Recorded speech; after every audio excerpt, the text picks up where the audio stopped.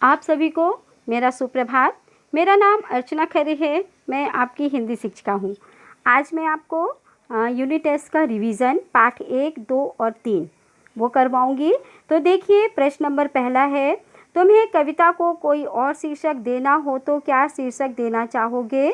उपयुक्त शीर्षक सोचकर लिखो। मैं इस कविता को नीले पंखों वाली चिड़िया शीर्षक दूंगी। इसके अन्य शीर्षक नन्ही चिड़िया या सुंदर चिड़िया भी हो सकते हैं। प्रश्न दूसरा है, इस कविता के आधार पर बताओ कि चिड़िया को किन किन चीज़ों से प्यार है।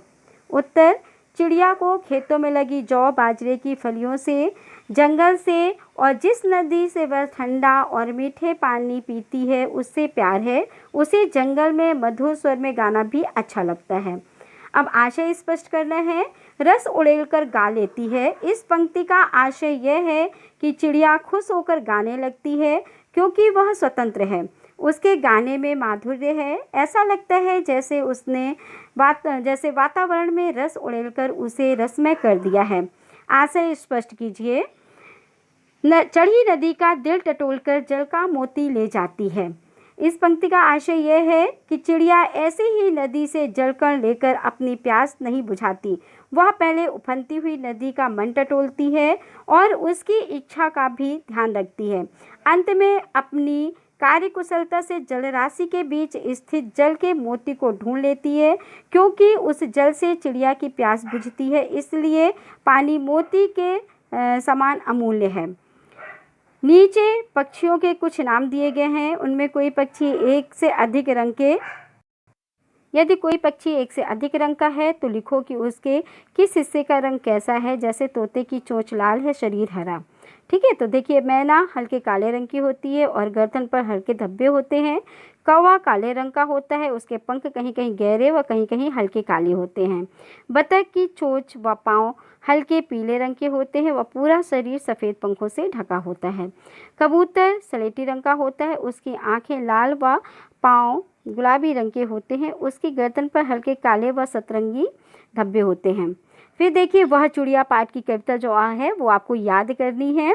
वह चिड़िया जो चोंच मारकर दूध भरे जुंडी के दाने रुचि से रसे खा लेती है, वह छोटी संतोषी चिड़िया नीले पंखों वाली मैं हूँ, मुझे अन्य से बहुत प्यार है। वह चिड़िया जो कंठ खोलकर बूढ़े वन बाबा की खातिर रस उड़ेलकर गा लेती है, वह छोटी मुँह बोली चिड़िया नीले पंखों वाली मैं हूँ, मुझे विजन से बहुत प्यार है। वह चिड़िया जो चोंच मारकर चढ़ी नदी का दिल टटोलकर जल का मोती ले जाती है, वह छोटी गर्वीली चिड़िया नीले पंखों वाली मैं हूँ, मुझे नदी से बहुत प्यार है। तो ये आपको कविता याद करनी है रिवीजन के लिए। इसके बाद देखिए, प्रश्न है, लेखिका बचपन में इतवार की सुबह क्या क्या काम करती थी।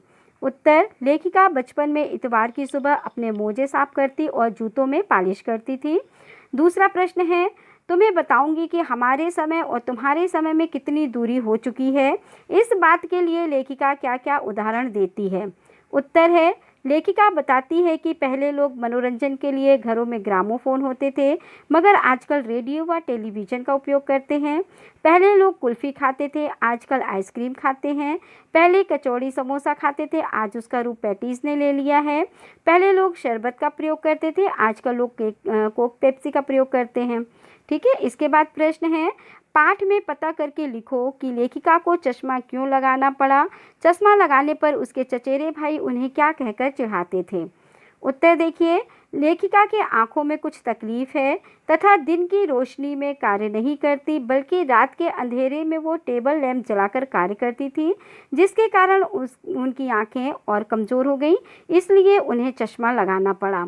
उन्हें चश्मा लगाए हुए देखकर उनका चचेरा भाई उन्हें हमेशा यह कहकर चिढ़ाता था कि आंख पर चश्मा लगाया ताकि सूझे दूर की, यह नहीं लड़की को मालूम सूरत बनी लंगूर की। इसके बाद प्रश्न है, अंडों के बारे में केशव और श्यामा के मन में किस तरह के सवाल उठते थे। वे आपस ही में सवाल जवाब करके अपने दिल को तसल्ली क्यों दे दिया करते थे।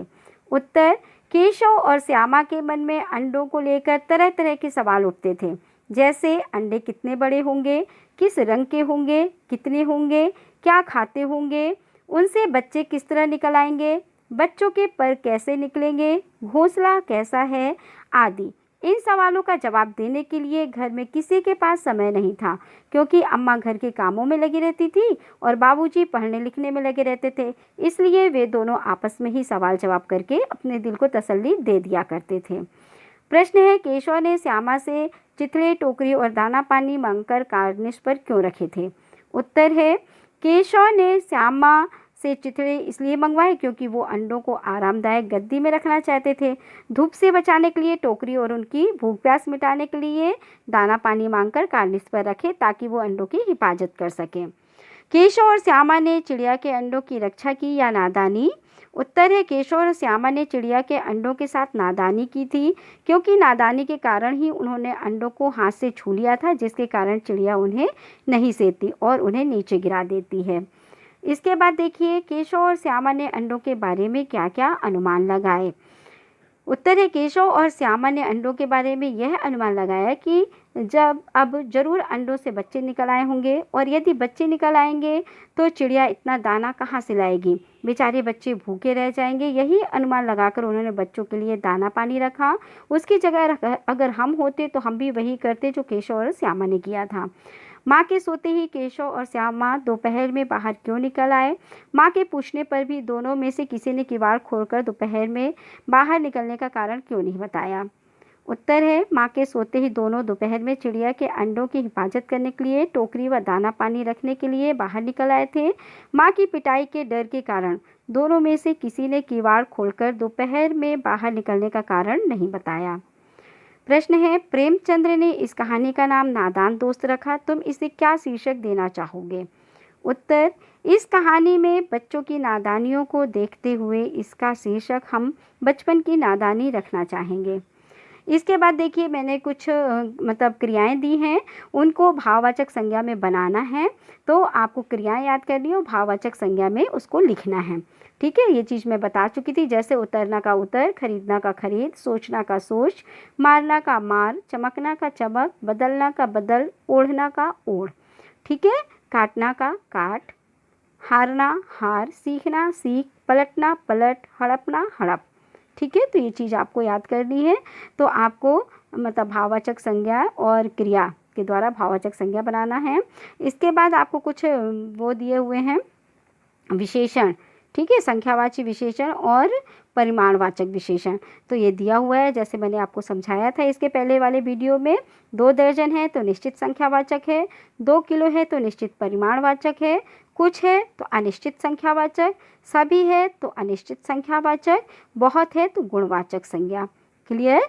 और इसके आगे वाले वीडियो में मैं कुछ क्वेश्चन और आपको बताऊंगी, जैसे गुणवाचक संज्ञा, गुणवाचक विशेषण किसे कहते हैं, ठीक है, या क्रिया किसे कहते हैं, कुछ क्वेश्चन हम आपको बाद में आने वाले वीडियो में बताएंगे।